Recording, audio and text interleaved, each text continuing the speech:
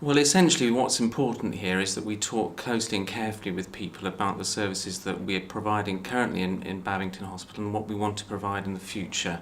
There are levels of change that require consultation, and the changes that we're bringing about here, we plan to deliver, do not meet that threshold. So essentially what's important is that we understand how best to deliver those services going forward.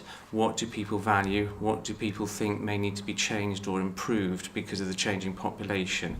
And particular areas of thought that I have around that are patients with frailty and dementia, and what care can be done differently for that group of people in Belper going forward. We plan to make a decision once we've gone through a couple of steps. So the important step is, first of all, to carefully analyse what people have told us. So we want to very much look at the conversations and the content of what they've said. We'll be doing that as a CCG. After that, we're going to ask for independent analysis by Healthwatch Derbyshire. And once that has been done, we'll take that information to the governing body in May or June of this year.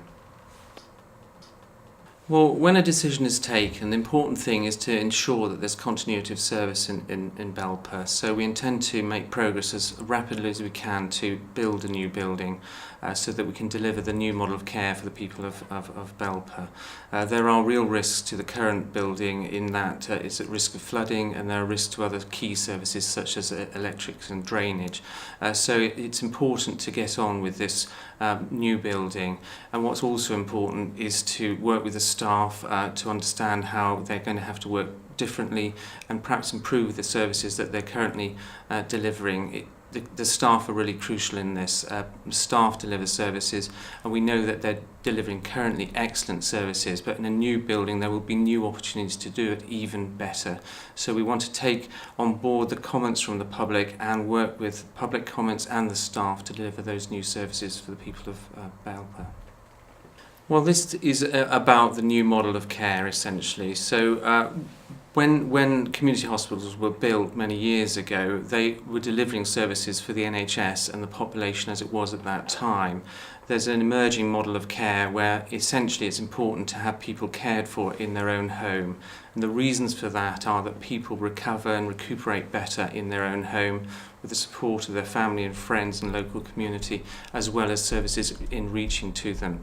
So there will clearly still be a need for some patients to have nursed bedded care, and some of those patients will need different levels of that support, but we still intend to have 10 beds in the new building, which will provide care to patients who are not yet fit enough to be in their own home. We're very aware from the conversations with the public that they're concerned that people will be vulnerable in their own home and won't have sufficient support because of the change in the bed model. What's important is that patients will be assessed very carefully as to what's the right pace for their care and what's the right level of care, and that will mean that patients will be cared for in the right place with the right level of support. And so therefore that concern, although understandable, is not going to be something that's going to occur in the end. Well, if someone's receiving currently social care and they become unwell, what's important then is to have a proper assessment process, an understandable diagnosis of what's occurring, and then provide the level of care that that person needs. And that may mean increased support in their own home.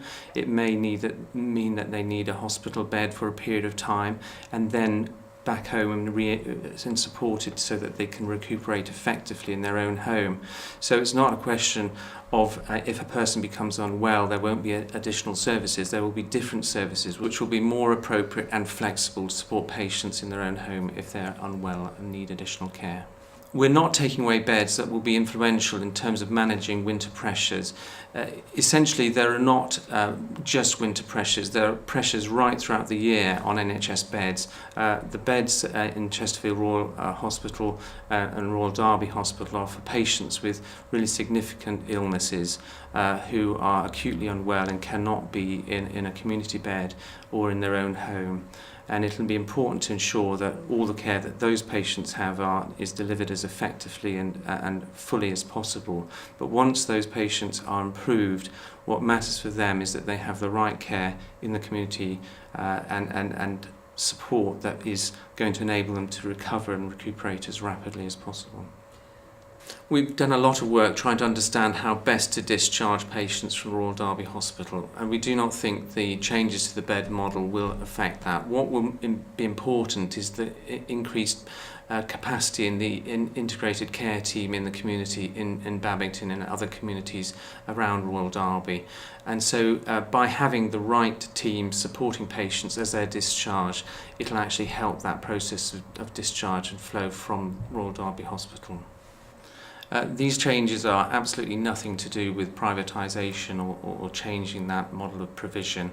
I've worked for many years in the NHS, and it's really important to have proper and modern NHS care for patients.